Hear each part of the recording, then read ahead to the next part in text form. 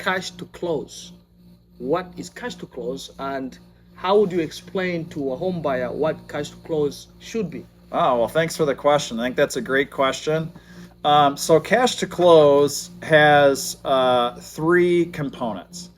So the first component of cash to close is going to be your down payment. So let's just use an example here. So let's say you're going to buy a $450,000 house and you want to put 15% down. So that 15% down is your down payment.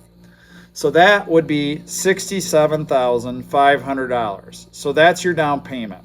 So in addition to that, you also have closing costs, and closing costs are things that you pay for, services that are provided to you that are needed for the loan. So examples of closing costs would be appraisal, title services, and on a $450,000 purchase, I would estimate closing costs at about $5,000.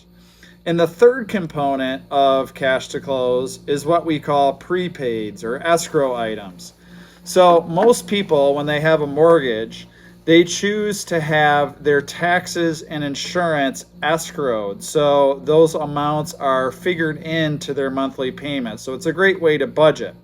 So essentially what the bank does, or the mortgage servicer, they will establish an account for you that is designed to specifically pay your property tax bill and homeowners insurance bills as they come due.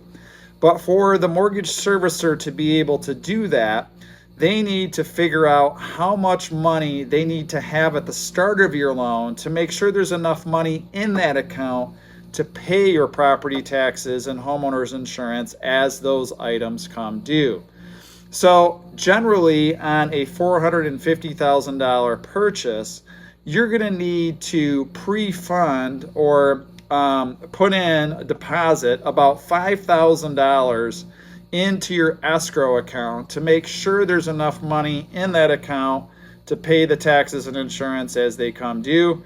So your cash to close in this situation would be your down payment, 15% of $450,000, which would be about $67,500, plus $5,000 in closing costs, which are the services that you're paying for that others are providing for the loan, such as the appraisal and the title.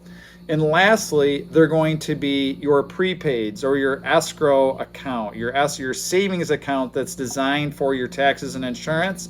You're probably going to need to put about $5,000 in there before you start the loan at closing. So if we add $5,000, that's going to give your cash to close. In this specific scenario, you're going to need about $77,500 for cash to close. So that would be the check that you would actually bring to the title company to close on the purchase of your new home. Ryan Gamir, mortgage guy, North Point Bank. Thanks for having me today, Sammy. Oh, thank you.